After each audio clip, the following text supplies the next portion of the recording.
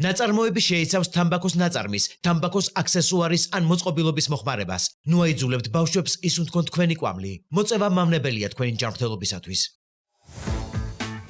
შენ დაიწყებ თუ მე? შენ დაიწყე. ენდის სამი მსოფლიოს ქვეყნების დაპირებაა, რომ სადგური აირების ეროვნულ ემისიებს შეამცირებენ და ჩვენს პლანეტას კლიმატის ცვლილებისაგან დაიცავენ. ენდისი ნიშნავს ეროვნულ დონეზე განსაზღვრულ წვლილს, რომლის შესრულების პირობას დებენ პარიზის შეთანხმების მონაწილე ქვეყნები, მათ შორის საქართველო. დაპირებაში გაწერილია თუ როგორ უნდა შეიცვალოს ქვეყნის ეკონომიკა, ენერგეტიკა, წარმოება, სოფლის მეურნეობა და სხვა სექტორები ემისიების შესამცირებლად. ენდისის შემუშავება კომპლექსური პროცესია, რომელიც მთავრობის, სამოქალაქო საზოგადოების, კერძო სექტორის, ექსპერტებისა და საერთაშორისო პარტნიორების მონაწილეობით მიმდინარეობს. საქართველომ უკვე დაიწყო ჩვენი მესამე ენდისის შემუშავება, რომელიც გაეროს კლიმატის ცვლილების შესახებ ჩარჩო კონვენციის სამდინოს გაეგზავნება. ჩვენ მოგიყვებით თუ რას გულისხმობს საქართველოს განახლებული კლიმატური დაპირება და როგორ აისახება ეს უმნიშვნელოვანესი დოკუმენტი ჩვენი ქვეყნისა და თითოეული ჩვენგანის ცხოვრებაზე. საქართველოს ახალი კლიმატური დაპირების მიხედვით ტყის მიერ ნახშირორჟანგის თანთქმის პოტენციალი 10%-დან 15%-მდე უნდა გაიზარდოს. ამის მისაღწევად ტყის რესურსებს მეტად უნდა გაუფრთხილდეთ, ხოლო ტყის მართვაში მდგრადი პრაქტიკა უნდა დაინერგოს. ჭარბტენიანი ტერიტორიები და საძოვრები ასევე შთანთქავს ნახშირორჟანგს და ამ მხრივ ძალიან ძვირფასი რესურსია. ენდისის სამი ითვალისწინებს მათი პოტენციალის შესწავლას და მართვის მდგრადი პრაქტიკის დანერგვას. გაგიკვირდებათ, მაგრამ სასოფლო სამეურნეო საქმიანობა მავნე ემისიების ერთ-ერთი წამყვანი წყაროა. კლიმატის ცვლილების საკითხები აუცილებლად უნდა გავითვალისწინოთ ყველა სახელმწიფო პროგრამაში, რომელიც სოფლის მეურნეობას ეხება. საქართველო უნიკალური ბიომრავალფეროვნების ქვეყანაა, რომელსაც ჩვენი მოვლა, გაფრთხილება და შენარჩუნება სჭირდება. ენდისის ამის მიხედვით საქართველოს დაცული ტერიტორიების ქსელი მინიმუმ 30%-ით უნდა გაიზარდოს, ხოლო ენდემური და საფრთხის წინაშე მყოფი სახეობების დაცვა და შენარჩუნება უფრო ეფექტიანი უნდა გახდეს. კლიმატის ცვლილებისაგან არა მხოლოდ ბუნება, არამედ საკუთარი თავით უნდა დავიცვათ. ამისათვის ზედმიწევნით უნდა შევესწავლოთ ჯანდაცვასთან დაკავშირებული საფრთხეები, რომლებიც ადამიანს კლიმატის ცვლილების გამო ემუქრება და შესაბამისი გეგმა შევმუშაოთ ამ საფრთხეების ასაცილებლად. იცოდით, რომ ემისიებით ვაჭრობა შეიძლებოდა. მსოფლიოში უკვე შეიქმნა ემისიებით ვაჭრობის მექანიზმები, რომლებსაც ბევრი ქვეყანა იყენებს. ენდისის ამის მიხედვით საქართველო იღებს ვალდებულებას, რომ ემისიებით ვაჭრობის სისტემას შექმნის და დანერგავს. კლიმატის ცვლილებასთან გამკლავება შეუძლებელია ენერგეტიკის რეფორმის გარეშე. ჩვენი პასუხია განახლებადი ენერგია, ენერგოეფექტური შენობები, სუფთა და მწვანე დასახლებები. ასეთ ქალაქში ცხოვრება ყველას მოუდებოდა. ავაშენოთ ერთად. ასეთ ქალაქში გადაადგილებაც მწვანე საზოგადოებრივი ტრანსპორტის მეშვეობით უნდა შევძლოთ. ენდისი სამი ითვალისწინებს ეკოლოგიურად სუფთა ტრანსპორტის განვითარებას და ფეხით სიარულისა და ველოსიპედისთვის გამართული ინფრასტრუქტურის შექმნას. ჩვენ გვჯერა, რომ მომავლის მოქალაქე განათლებული ადამიანია, რომელსაც საკმარისი ინფორმაცია აქვს კლიმატის ცვლილებაზე, გარემოს დაცვასა და მდგრად მოხმარებაზე. კლიმატის ცვლილებასთან დაკავშირებული საკითხები აუცილებლად უნდა შევიდეს როგორც სასკოლო, ისე საუნივერსიტეტო პროგრამებში. ხოლო სამეცნიერო ინსტიტუტებმა მეტი დაფინანსება უნდა მიიღოს საქართველოსა და რეგიონზე ორიენტირებული კვლევებისთვის. ეს ინფორმაცია ყველასთვის ადვილად ხელმისაწვდომი უნდა იყოს და ხელი უნდა შეუწყოს ინფორმირებული გადაწყვეტილების მიღებას. საქართველოს კლიმატური დაპირების შესრულება ბევრ ცვლილებას მოითხოვს, რაც საკმაოდ რთულია. როგორ მოგიწევთ? ყველა ცვლილება უნდა ეფუძნებოდეს სამართლიანობის პრინციპს და ითვალისწინებდეს საქართველოს თითოეული მოქალაქის, განსაკუთრებით ეკონომიკურად თუ სოციალურად დაუცველი ჯგუფების ინტერესებს. კლიმატური დაპირების შესრულებამ უკეთესობისკენ უნდა შეცვალოს ჩვენი ცხოვრება. ამიტომ ძალიან მნიშვნელოვანია, რომ ამ დოკუმენტის შედგენასა და შესრულებაში ყველამ მივიღოთ მონაწილეობა.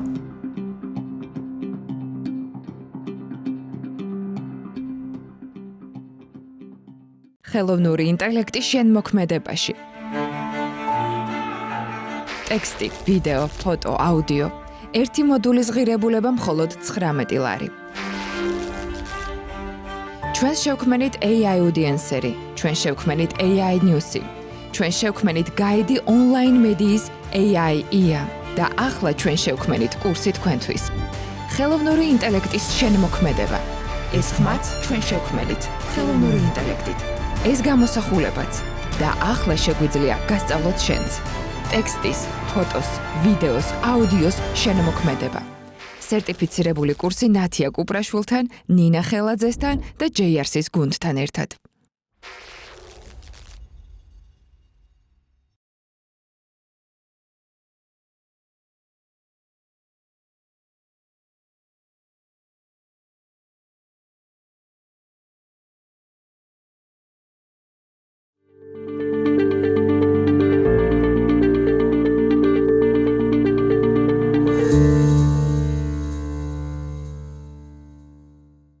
ჯარიმა 4000 ლარი მონის დაძახებისთვის საქართველო. პატიმრობა თითქმის 3 წლით ტარას შევჩენკოს ანდერძის ციტირებისთვის რუსეთი. ჯარიმა 3000 ლარი Facebook პოსტის გამო საქართველო. დაკავება სოფლის მოსახლეობასთან შეხვედრებისთვის მათივე მოწვევით რუსეთი. გათავისუფლება საელჩოდან პეტიციაზე ხელმოწერის გამო. გათავისუფლება მუზეუმიდან, თეატრიდან და საჯარო სამსახურებიდან. საქართველო. ნუ იქვე რუსეთიც. იქ ამის მრავალწლიანი ტრადიციაა. და რა იქნება ჩვენი ტრადიცია? პუტინის მაგინებელი კომიკოსების ქვეყანაში არ შემოშვება, ავტორიტარული რეჟიმების მტრების დაპატიმრება და შემდგომი ექსტრადიცია. მედვედევთან ერთად ერთხმაში გამოგონილ Deep State-თან ბრძოლა თუ სხვა. მაგრამ ეს ყველაფერი ჯერ იქეთ იყოს, ჯერ ბიძინა ივანიშვილის ბიტკოინებია დასაბრუნებელი, თუნდაც პირდაპირი რეისით მოსკოვის ოხუმი. რას ნიშნავს მინერალების შეთანხმება უკრაინა-ამერიკას შორის? რას შეცვლის ეს შეთანხმება მათ შორის ამერიკა-რუსეთის ურთიერთობებში? როგორ პოზიციაზე ჩამოყალიბდა ტრამპის ადმინისტრაცია და საკადრო ცვლილებების მიზეზები? განწყობებზე ამერიკაში ვაშინგტონიდან გვესაუბრება ია მეორმიშვილი, Cypher Brief-ის უფროსი საერთაშორისო კორესპონდენტი. ია, მადლობა, ძალიან დიდი მადლობა. პირად საუბარშიც გითხარით და ჩვენი აუდიტორიისგან გვაქვს ძალიან კარგი გამოხმაურება, იმიტომ რომ გვაქვს საშუალება ისე აბსოლუტურად, ჩემი აზრით, ობიექტურად და მაღალი პროფესიონალიზმით მიღებული დაკვირვება გაუზიაროთ ჩვენ აუდიტორიას და მადლობა ამისთვის. ყველაზე აქტუალური თემა, რასაც საქართველოში ძალიან ბევრი ადამიანი შიდა პოლიტიკურ პროცესებთან ერთად განეხილავს, არის სწორედ მინერალების შეთანხმება.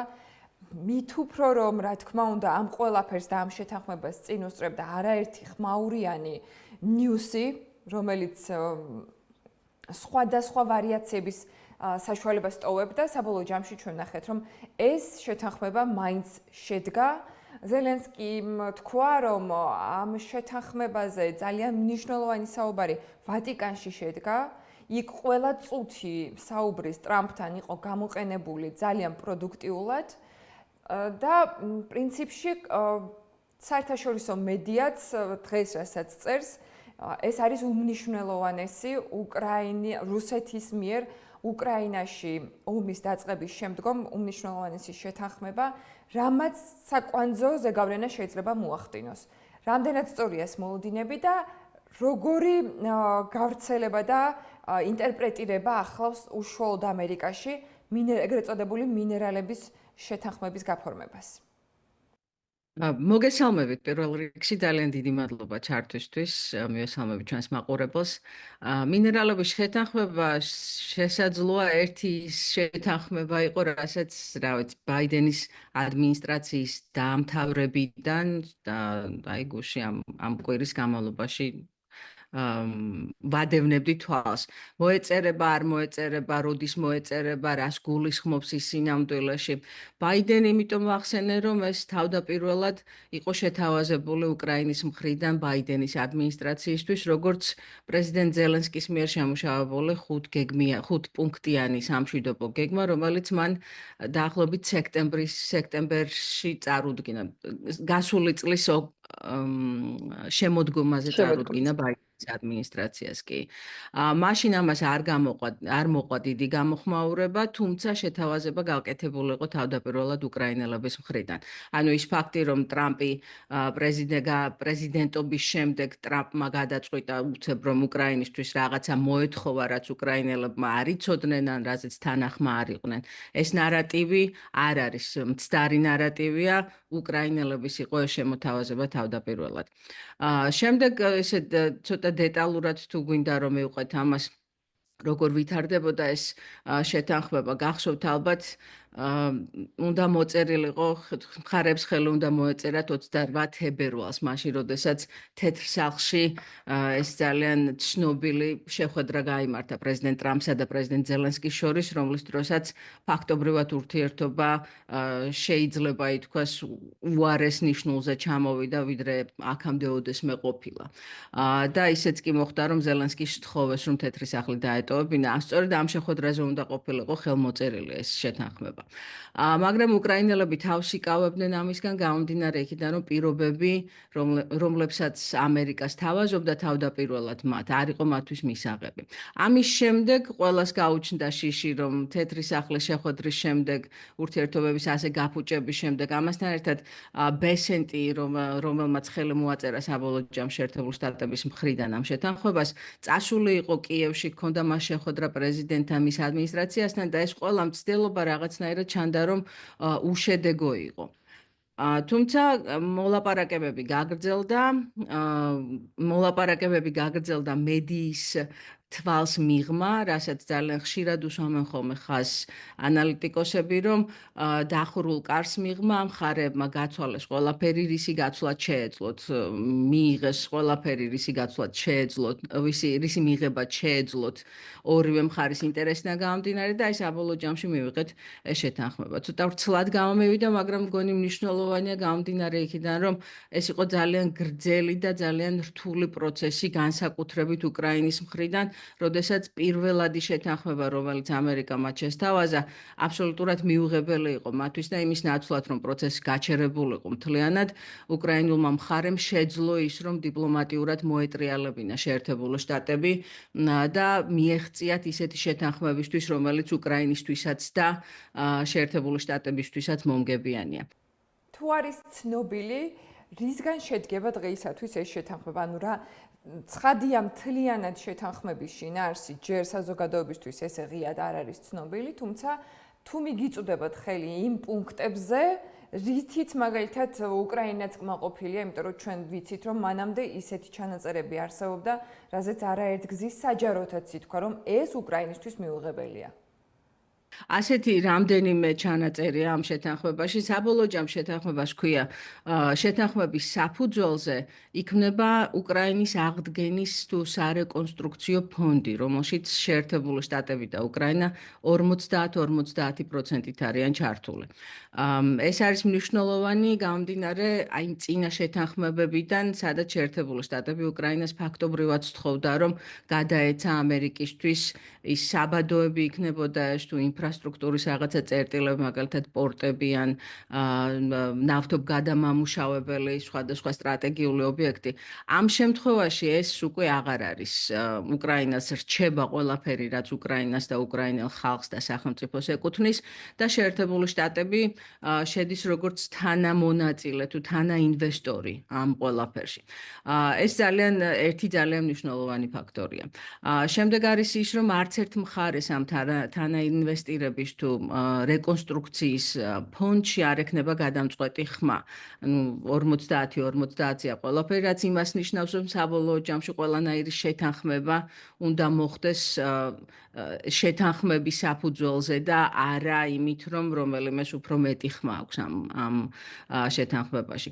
ძალიან მნიშვნელოვანია ასევე ის განცხადება, რომელიც მდივანმა თუ ხაზინის მდივანმა გააკეთა, ეს არის ადამიანი, რომელმაც ხელი მოაწერა თვითონ უშუალოდ ამ შეთანხმებას უკრაინულ მხარესთან ერთად და მან თქვა, რომ ეს არის შეთანხმება, რომელიც ტრამპის ადმინისტრაციის მხრიდან მკაფიო სიგნალს უგზავნის რუსეთს, რომ ტრამპის ადმინისტრაცია დაინტერესებულია იმით, რომ უკრაინა იყოს თავისუფალი, სუვერენული და ეკონომიკურად განვითარებული ომის დამთავრების შემდეგ. ეს საკმაოდ ისეთი ხაზგასასმელი ჩანაწერია, თვითონ შეთანხმების ტექსტშიც არის ასეთი წინადადება, რომ შეერთებული შტატები მხარს უჭერს უკრაინის სუვერენიტეტს, თავისუფლებას და ეკონომიკურ განვითარებას. პირვანდელი შეთანხმების შემდეგ ეს ძალიან დიდი ცვლილება და ძალიან დიდი ესეთი გადახვევაა იმის გან რაც იყო მოსალოდნელი, რასაც უკრაინა როგორც მადლობა, ია, ძალიან საინტერესო დეტალებია, თუმცა ხომ არ არსებობს ინფორმაცია შესაძლოა დაუდასტურებელი, რამ განაპირობა ასეთი პოზიციების, ასეთი დაახლოვება ერთის მხრივ და მეორეს მხრივ პირვანდელი პოზიციების ესეთი რადიკალური ცვლილება. სავარაუდოდ შეერთებული შტატების მხარე, მომლაპარაკებელი მხარე ყოველ შემთხვევაში აცნობიერებდა იმას, ეს არის სკოტ ბესენტი, რომელიც აცნობიერებდა იმას, რამდენად მიუღებელი შეიძლებოდა ყოფილიყო ეს შეთანხმება უკრაინისთვის. სუვერენული რაღაცა აქტივების გადაცემა სხვა სახელმწიფოსთვის იყო საკმაოდ ცუდი თუ მიუღებელი უკრაინისთვის და საბოლოო ჯამში ტრამპის ადმინისტრაციას ძალიან უნდოდა ამ შეთანხმების ხელმოწერა, გამომდინარე იქიდან, რომ ტრამპი მოვიდა როგორც პრეზიდენტად საარჩევნო კამპანიის დროსაც კი, ის ამბობდა, რომ უკრაინაში დახარჯულ ამერიკულ ფულს რაღაცა ფორმით უკან დაიბრუნებდა. სხვათა შორის ახალ შეთანხმებაში ეს არ წერია, რომ აქამდე დახარჯული თანხა უნდა დაუბრუნოს უკრაინამ შეერთებულ შტატებს. პირველ ტექსტში იყო ეს, რომ უკრაინას ვალი ჰქონდა და სანამ ამ ვალს არ გადაიხდიდა, მანამდე თვითონ უკრაინული სახელმწიფო ვერ მიიღებდა შემოსავალს. ამ შემთხვევაში ასე არ არის, ნახსენები არ არის საერთოდ ის, რომ უკრაინა შეერთებული შტატების რამე ფორმით ვალი აქვს, თუმცა დაახლოებით 100 მილიარდი დოლარის შემოსავალს მოგებას მიიღებს შეერთებული შტატები მას შემდეგ, რაც ყველაფერი განხორციელდება ამ შეთანხმებაში, რაც არის შეტანილი.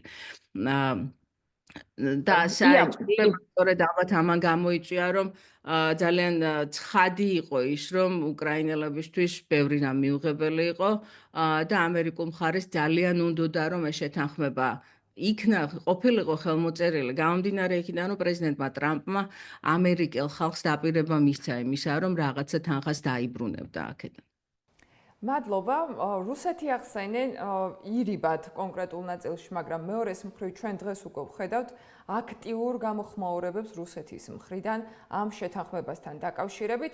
უშუალოდ შეთანხმება შეიძლება არ ამოვიკითხოთ წინადადებებში, თუმცა აი მაგალითად მედვედევის იმ კომენტარი გავრცელდა, სადაც ის ამბობს, რომ დონალდ ტრამპს ებრძვის Deep State. იქედან გამომდინარე, რომ ქართულ აუდიტორიას ბოლო პერიოდში ქართული ოცნებისაგან ძალიან ხშირად ესმის კონკრეტულად Deep State და Deep State-ის წინააღმდეგ ბრძოლა, მაინც ვფიქრობ, რომ ხომ არ დაგვეხმარებოდი აუდიტორიას ვუთხრათ, რანაირად შეიძლება ტრამპს ებრძოდეს Deep State, რომელიც ასევე ამერიკაშია. ამ ასეთი ინტერპრეტაციები არსებობს ყოველ შემთხვევაში საინფორმაციო ველში და საერთოდ რას შეიძლება ნიშნავდეს? სად არის ეს Deep State? საინტერესოა ეს, რომ რაღაც ავტოკრატები როგორც წესი რაღაცა მითიურ Deep State-ზე თუ მითიურ რაღაცა პარტიაზე თუ რაღაცა ლოჟებზე მიუთითებენ ხოლმე, მაშინ როდესაც არ აქვს სხვანაირი ახსნა იმისა, რომ თქვათ რომელიმე მოთამაშე რაღაცა ნაბიჯებს დგამს. აი სწორედ ეს არის მედვედევის შემთხვევაშიც. ახლა ტრამპს ებრძვის Deep State-ი, არ ვიცი ეს რა არის ეს Deep State. როგორც წესი Deep State-ი მოიაზრება როგორც რაღაცა ბიუროკრატიული, არსებული რაღაცა მანქანა, აპარატი, რომელიც თქვათ თვითონ მართავს პროცესებს თუ აყოვნებს, აჩერებს, ანელებს პროცესებს. რაც შეერთებულ შტატებში უბრალოდ ვერ ვიტყვით მაგას გამომდინარე იქიდან, რამდენად სწრაფად მიმდინარეობს მოვლენები. 3 თვეა გასული, აი 100 დღე გავიდა სულ 2 დღის წინ თუ რამდენიმე დღის წინ პრეზიდენტ ტრამპის მმართველობის და უამრავი გადაწყვეტილება იქნა მიღებული, უამრავი ძალიან ბევრი დადებითი ნაბიჯი გადაიდგა. არის ნაბიჯები, რომლებსაც არ ეთანხმებიან ამერიკელები, თუმცა პრეზიდენტი ტრამპი ამით არანაირად შეზღუდულად, რაც მას განსაზღვრული აქვს საკუთარი მოქმედებისთვის, ყველაფერს აკეთებს. ის რომ ვიღაცას ხელს უშლის Deep State, ეს განსაკუთრებით პრეზიდენტ ტრამპს, ეს უბრალოდ წარმოუდგენელია. ტრამპი ცდილობს ცდილობს რომ გარდაქმნას შეერთებული შტატების თქვათ ბიუროკრატია, ის რასაც ზოგიერთები deep state-ს ეძახიან, თუ არ ვიცი რას მოიაზრებენ, მართალი გითხრათ ამ deep state-ში, მაგრამ ეს ტრადიციული გაგებით სწორედ ეს არის. ეს ბიუროკრატია, რომელიც რაღაცა თითქოს თავისი ცოცხალი ორგანიზმია ცალკე მდგომი, ცდილობს გარდაქმნას ამისთვის ილონ მასკის დახმარებას, თუ ილონ მასკი ძალიან ეხმარება მას, აბსოლუტურად სხვა ფორმით წარმოგვიდგება ახლა უკვე შეერთებული შტატების სახელმწიფო დეპარტამენტი და დიპლომატიური სამსახური, რაც ძალიან ხშირად ეს deep state-ის სწორედ რაღაც ფორმით დიპლომატიურ სამსახურსაც მიესადაგება ხოლმე, ასე რომ უბრალოდ იმ შემთხვევაში, როდესაც სხვა ახსნა არ აქვთ, იმ შემთხვევაში, როდესაც არგუმენტი არ აქვს ვიღაცას იმისა, თუ რატომ ხდება რაღაცა პროცესი, უბრალოდ უფრო მარტივია, რომ ადამიანებს უთხრა, რომ თურმე არსებობს რაღაცა deep state-ი, რომელიც პრეზიდენტ ტრამპს ხელს უშლის რამეში. მე ყოველდღიურად ვაკვირდები შეერთებული შტატების როგორც საშინაო, ასევე საგარეო პოლიტიკას და იმისი განცდა, რომ პრეზიდენტ ტრამპს ვინმე რამეში აფერხებს, მე ყოველ შემთხვევაში არ მრჩება და შესაძლოა მედვედევმა უფრო მეტი იცის, არ ვიცი. ხო, აი მედვედევმა არ ვიცით რა შეიძლება იცოდეს, მაგრამ საინტერესოა რას ამბობენ პროფესიულ წრეებში და მაგალითად ექსპერტები ამერიკაში ამ შეთანხმების ზეგავლენა ამერიკა-რუსეთის ურთიერთობებზე როგორი შეიძლება იყოს, გამომდინარე იქედან, რომ ვიდრე ეს შეთანხმება შედგებოდა, ძალიან ურთიერთგამომრიცხავი შეფასებები კეთდებოდა რუსეთ-ამერიკის ურთიერთობებზე. დღეს, როდესაც ეს ფაქტი დადგა, დღეს როგორი დასკვნების გაკეთება შეიძლება?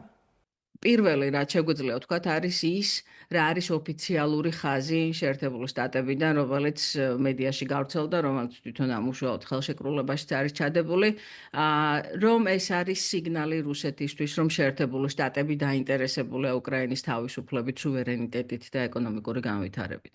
ეს ძალიან თავისთავად უკვე ძალიან დიდი ამბავია რუსეთისთვის, როდესაც შეერთებული შტატები სუვერენიტეტზე საუბრობს და მის შენარჩუნებაზე უკრაინისთვის.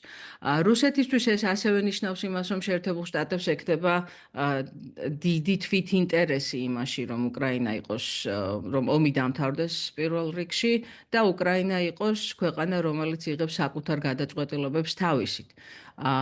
თვითონ ის ფაქტი, რომ შეერთებულმა შტატებმა უკრაინასთან მოაწერა ამას ხელი და არა, რა ვიცი, რამდენიმე ქვეყანასთან ერთად, რომ აი უკრაინაში ომი რო დამთავრდება, მოდი მერე შევიდეთ და ავითვისოთ უკრაინის რაღაცა სიკეთეები. ასე არ არის. ხელი მოეწერა ორ თანასწორ პარტნიორს შორის. ეს 50-50%-ით მაღაზე მიუთითებს, რომ ორივე მხარე ამ შემთხვევაში არის თანასწორი. რუსეთი ამასაც ძალიან კარგად ხედავს, რომ შეერთებული შტატები უკრაინას აღიქვამს როგორც თანასწორს ყოველ შემთხვევაში ამ კონკრეტული შეთანხმებით. სიგნალი კიდევ არის ის, რომ შეერთებული შტატები გრძელვადიანად ფიქრობს უკრაინაში ამ ურთიერთობის გაგრძელებას. ეს არ არის მხოლოდ ერთჯერადი ჩართულობა, აქ საუბარია მილიარდობით დოლარის ინვესტიციაზე, 10 წლეულების განმავლობაში ერთმანეთთან კავშირზე. ცხადია იმ შემთხვევაში, თუ შეთანხმება არ დაიღო ან რომელიმე მხარემ არ შეცვალა. სხვათა შორის ორივე მხარეს შეუძლია შეთანხმებების შიგადაშიგ შეცვლა, ესაც არის შეტანილი ტექსტში. ეს სიგნალები ვფიქრობ, რომ რუსეთისთვის არის ყურადღება მისაქცევი. იყო, რა თქმა უნდა, სპეკულაციები იმაზე გვახსოვს ჩვენ, რომ აი შეერთებული შტატები აპირებს, რომ დონბასში რუსეთთან გააფორმოს რაღაცა ფორმის შეთანხმება, რომ დონბასში აითვისოს ეს წიაღისეულები ან ზოგადად აღმოსავლეთ უკრაინაში, ეს ასე არ მოხდა. ასევე ძალიან საგულისხმოა ისიც, რომ შეერთებულ შტატებს სურდა, რომ ზაპაროჟიეს ბირთვული ატომური სადგურის თანამართვაზე თუ შეერთებული შტატების მმართველობის ქვეშ გადმოსვლაზე დაეყოლიებინა რუსეთი. ეს გახსოვთ ალბათ თქვენ, ეს ასე არ მოხდა. ახლა ამ შეთანხმების თანახმად შეერთებული შტატები არა მხოლოდ მინერალებს, არამედ უკრაინას სხვადასხვა სახის რესურსების ათვისებაში დაეხმარება, მათ შორის შედის ელექტროენერგიის წარმოებაც და აი ზაპაროჟიეს ელექტროსადგურიც მოიაზრება ამ ელექტროენერგიის წარმოებაში, რასაც შეერთებული შტატები პირობას დებს, რომ უკრაინასთან ერთად აწარმოებს ამას და შემდეგ ამ ელექტროენერგიას გაყიდიან სავარაუდოდ ევროპულ ქვეყნებში. ასე რომ ძალიან ბევრი მიმართულებით არის ეს შეთანხმება რუსეთისთვის საყურადღებო და უნდა დაველოდოთ, მე პირადად ოფიციალური გამოხმაურება კრემლისგან არ მინახავს ამ საკითხთან დაკავშირებით, თუმცა სავარაუდოდ რაღაცა ფორმის რეაგირება იქნება, შესაძლოა ეს იყოს რაღაცა საპირწონე შეთავაზება შეერთებული შტატებისთვის, თუმცა ამ ეტაპზე მართალი გითხრათ ცოტა ეჭვმეპარება იმაში, რომ რაღაცა ესეთი კონსტრუქციულად გაგრძელდეს ყოველ შემთხვევაში ბიზნეს შეთანხმებების დადება რუსეთთან.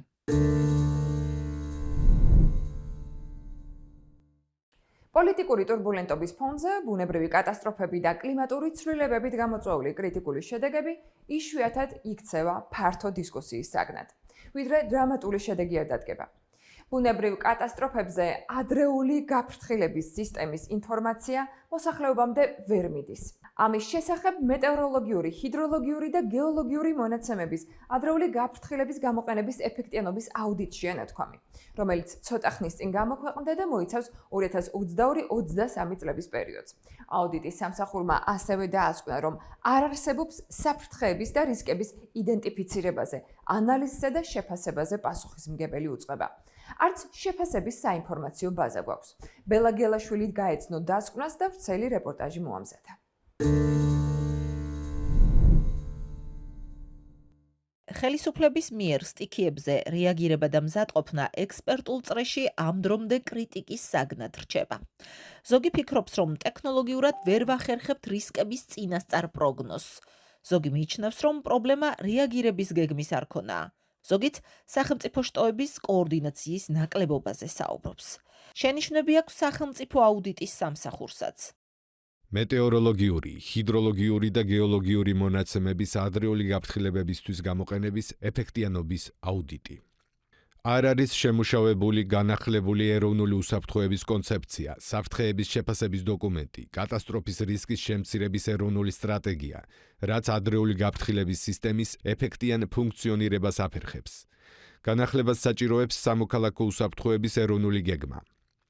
არ არსებობს ინტეგრირებული ჩარჩო, რომელიც განსაზღვრავს ადრეული გაფრთხილების სისტემის სუბიექტების როლებს, პასუხისმგებლობებს და მაკოორდინირებელ უწყებას. არ არის განსაზღვრული ბუნებრივი ფაქტორებით გამოწვეული საფრთხეების და რისკების იდენტიფიცირებაზე, ანალიზსა და შეფასებაზე პასუხისმგებელი უწყება. არ არის განსაზღვრული გარემოსთან დაკავშირებული სტრესების და კატასტროფების პროგნოზირების და ადრეული გაფრთხილების უზრუნველყოფის ამოცანაზე პასუხისმგებელი უწყება. არ არსებობს ბუნებრივი კატასტროფების, საფრთხეებისა და რისკების შეფასების საინფორმაციო ბაზა. არ არსებობს სამეცნიერო და ტექნიკურ ექსპერტებთან თანამშრომლობის ინფორმაციის მიმოცვლის პროცესების მომწესრიგებელი დოკუმენტები, რის გამოც იკარგება სამეცნიერო ტექნიკური ცოდნის და სხვა რესურსების გამოყენების შესაძლებლობა ადრეული გაფრთხილების სისტემის ეფექტიანი ფუნქციონირებისათვის. გაუმართავია ცენტრალურ და ადგილობრივ ორგანოებს შორის კომუნიკაცია და კოორდინაცია გარემოს ეროვნული სააგენტოს რეკომენდაციების შესრულების მიზნით. მუნიციპალიტეტებს არ აქვთ შემუშავებული და დამტკიცებული საგანგებო სიტუაციის რისკის მართვის გეგმები.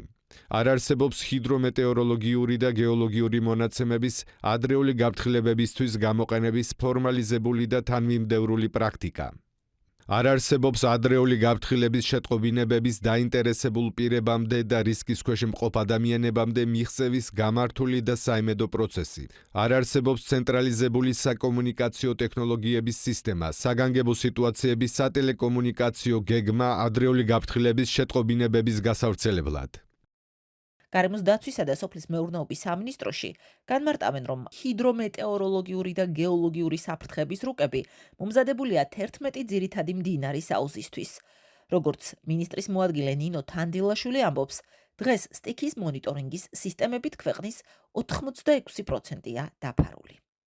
ჩვენ დღეს გვაქვს ორი თანამედროვე მეტეოროლოგიური რადარი, რომელიც სრულად ფარავს ქვეყნის ტერიტორიას. ერთი არის დასავლეთ საქართველოში, ერთი აღმოსავლეთში.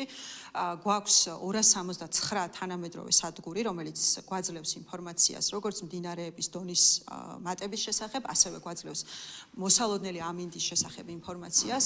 ვიღებთ საერთაშორისო ორგანიზაციებიდან ძალიან მნიშვნელოვანი ინფორმაციას, რომ ასე ვთქვათ, უფრო ზუსტი იყოს ჩვენი ამინდის პროგნოზი და ჩვენი გაფრთხილებები მოსახლეობისათვის. გვაქვს ასევე ასე ვთქვათ, განგაშის სისტემა ერთ მდინარე დევდორაკის ხეობაში, რომელიც კონკრეტულად ეს ავტოსაგზაო მოძრაობის ნაწილში იცავს იმ კონკრეტულ არეალს. მიმდინარეობს მუშაობა მობილურ აპლიკაციაზეც, რომელიც ხელმისაწვდომი წლის ბოლოდან იქნება და მოსახლეობას მთელი საქართველოს მასშტაბით მოსალოდნელი საფრთხების შესახებ ინფორმაციას მიაწვდიან. წლის ბოლოს დასრულდება და ყველა თქვენგანისთვის და თითოეული ამ ქვეყნის მოქალაქისთვის იქნება ხელმისაწვდომი და თანამედროვე მობილური აპლიკაცია, რომელიც ასე ვთქვათ, უწყვეტ რეჟიმში, ფაქტობრივად 24 საათიან რეჟიმში გასცემს გაფრთხილებებს ქვეყნის ტერიტორიაზე მცხოვრები ყველა მუნიციპალიტეტისთვის და ყველა რეგიონში მცხოვრები მოსახლეობისთვის. აქ ჩვენ თანამშრომლობთ მოწინავე ფინეთის მეტეოროლოგიურ სამსახურთან, რომელიც გვეხმარება ამ სისტემის აწყობაში და აი სწორედ ეს საფრთხის რუკები, აი ეს მონიტორინგის თანამედროვე სადგურები არის შემადგენელი ნაწილი ამ სისტემის. სტექის მართვის მზაობის არარსებობაზე და მის აუცილებლობაზე ადგილობრივი მუნიციპალიტეტების დონეზე დიდი ხანია საუბრობს საქართველოს მწვანეთა მოძრაობა დედამიწის მეგობრების თავმჯდომარე ნინო ჩხობაძე. ჩვენ არა გვაქვს სისტემა, ჩვენ გვაქვს სისტემური პრობლემები, ძალიან სერიოზული, თვითეული მუნიციპალიტეტის როლი, სახელმწიფოს როლი, ცენტრალური ხელისუფლების როლი, როგორ უნდა იყოს გადანაწილებული ერთმანეთში და ვინ ვის უკავშირდება, ვინ ვის ატყობინებს და როდის ატყობინებს, აი ესეც კი დარღვეული გვაქვს. ტექნიკა არა აქვს, შესაბამისი შესაძლებლობა არა აქვს მუნიციპალიტეტს, ვერც მოიფიქრეს, რომ ვიღაცას უნდა შეატყობინოს, ვიღაცას უნდა თხოვონ, ან რაღაცა უნდა გააკეთონ, თვითონ მუნიციპალიტეტს მობილიზება არ შეუძლია, იმიტომ რომ არა აქვს ეს გამოცდილება და არ იცის და არც არავის აუხსნია ზოგადად რა უნდა გააკეთოს. ადგილობრივ მუნიციპალიტეტებში პრობლემაა დამოუკიდებლად გადაწყვეტილების მიღება და რეაგირება, რაც ბუნებრივად აგვიანებს და აჭიანურებს პროცესს. ეს კი ზარალიანობას პირდაპირ პროპორციულად ზრდის. ვაგვიანებთ, ძალიან ბევრ შემთხვევაში ვაგვიანებთ, დროულად არ გამოყვავს ჯარები, დროულად არ ვაკეთებთ რეაგირებას, დროულად ვერ ვაკეთებთ და პოსტფაქტუმ სტიქიიდან სტიქიამდე ვცხოვრობთ რა.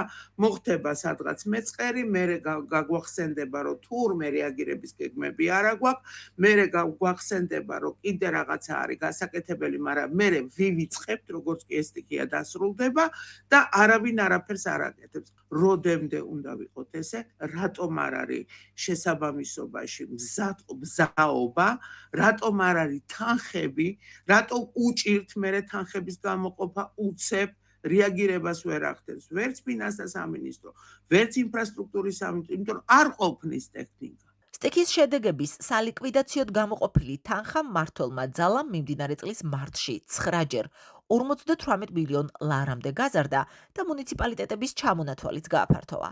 რამდენიმე კვირაში ეს თანხა კიდევ უფრო გაიზარდა 78 მილიონ ლარამდე.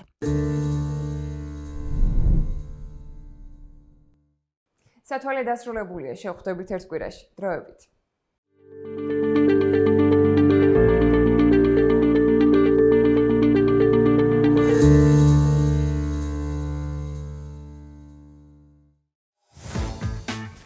შენ დაიწყებ თუ მე? შენ დაიწყე. ენდის სამი მსოფლიოს ქვეყნების დაპირება, რომ სათბური აირების ეროვნულ ემისიებს შეამცირებენ და ჩვენს პლანეტას კლიმატის ცვლილებისაგან დაიცავენ. ენდისი ნიშნავს ეროვნულ დონეზე განსაზღვრულ წვლილს, რომლის შესრულების პირობას დებენ პარიზის შეთანხმების მონაწილე ქვეყნები, მათ შორის საქართველო. დაპირებაში გაწერილია თუ როგორ უნდა შეიცვალოს ქვეყნის ეკონომიკა, ენერგეტიკა, წარმოება, სოფლის მეურნეობა და სხვა სექტორები ემისიების შესამცირებლად.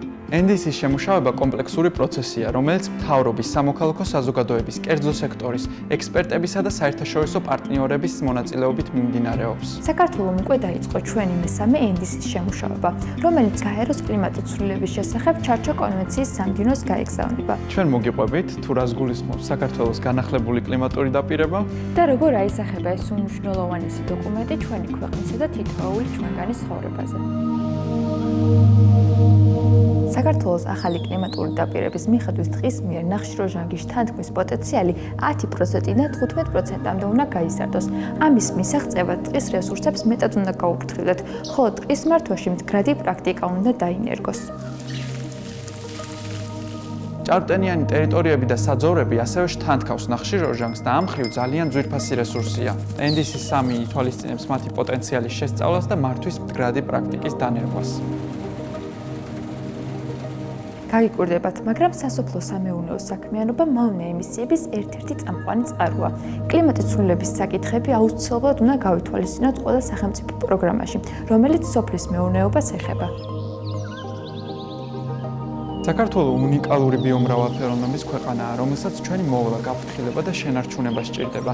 NDC-3-ის მიხედვით საქართველოს დაცული ტერიტორიების ქსელი მინიმუმ 30%-ით უნდა გაიზარდოს, ხოლო ენდემური და საფრთხის წინაშე მყოფი სახეობების დაცვა და შენარჩუნება უფრო ეფექტიანი უნდა გახდეს.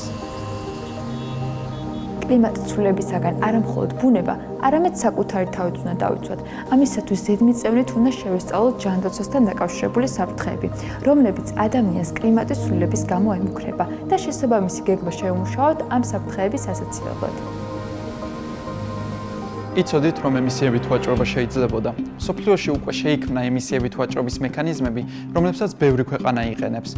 NDC-3-ის მიხედვით საქართველო იღებს ვალდებულებას, რომ ემისიებით ვაჭრობის სისტემას შექმნის და დანერგავს. კლიმატის ცვლილებასთან გამკლავება შეუძლებელია ენერგეტიკის რეფორმის გარეშე. ჩვენი პასუხია განახლებადი ენერგია, ენერგოეფექტური შენობები, სუფთა და მწვანე დასახლებები. ასეთ ქალაქში ცხოვრება ყველას მოუდებოდა. ავაშენოთ ერთად. ასეთ ქალაქში გადაადგილებაც მწვანე საზოგადოებრივი ტრანსპორტის მეშვეობით უნდა შევძლოთ. NDC-3 ითვალისწინებს ეკოლოგიურად სუფთა ტრანსპორტის განვითარებას და ფეხით სიარულისა და ველოსიპედისთვის გამართული ინფრასტრუქტურის შექმნას. ჩვენ გვჯერა, რომ მომავლის მოქალაქე განათლებული ადამიანია, რომელსაც საკმარისი ინფორმაცია აქვს კლიმატის ცვლილებაზე, გარემოს დაცვასა და მდგრად მოხმარებაზე. კლიმატის ცვლილებასთან დაკავშირებული საკითხები აუცილებლად უნდა შევიდეს როგორც სასკოლო, ისე საუნივერსიტეტო პროგრამებში. ხოლო სამეცნიერო ინსტიტუტებმა მეტი დაფინანსება უნდა მიიღოს საქართველოსა და რეგიონზე ორიენტირებული კვლევებისთვის. ეს ინფორმაცია ყველასთვის ადვილად ხელმისაწვდომი უნდა იყოს და ხელი უნდა შეუწყოს ინფორმირებული გადაწყვეტილების მიღებას.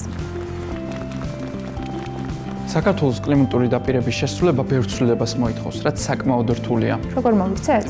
ყველა ცვლილება უნდა ეფუძნებოდეს სამართლიანობის პრინციპს და ითვალისწინებდეს საქართველოს თითოეული მოქალაქის, განსაკუთრებით ეკონომიკურად თუ სოციალურად დაუცველი ჯგუფების ინტერესებს. კლიმატური დაპირების შესრულება უკეთესობისკენ უნდა შეცვალოს ჩვენი ცხოვრება. ამიტომ ძალიან მნიშვნელოვანია, რომ ამ დოკუმენტის შედგენასა და შესრულებაში ყველამ მივიღოთ მონაწილეობა.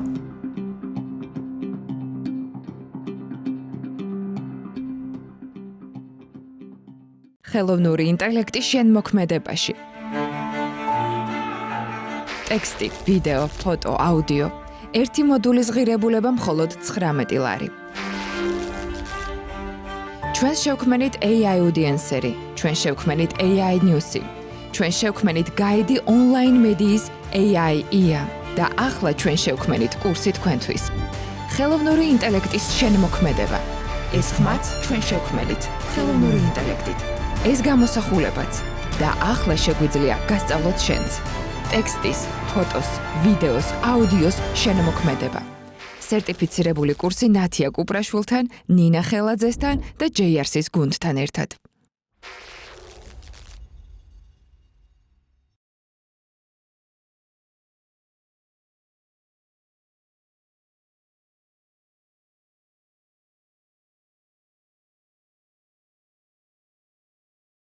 ნაწარმოები შეიცავს თამბაქოს ნაწარმის, თამბაქოს აქსესუარის ან მოწყობილობის მოხმარებას. ნუ აიძულებთ ბავშვებს ისუნთქონ თქვენი კვამლი. მოწევა მავნებელია თქვენი ჯანმრთელობისათვის.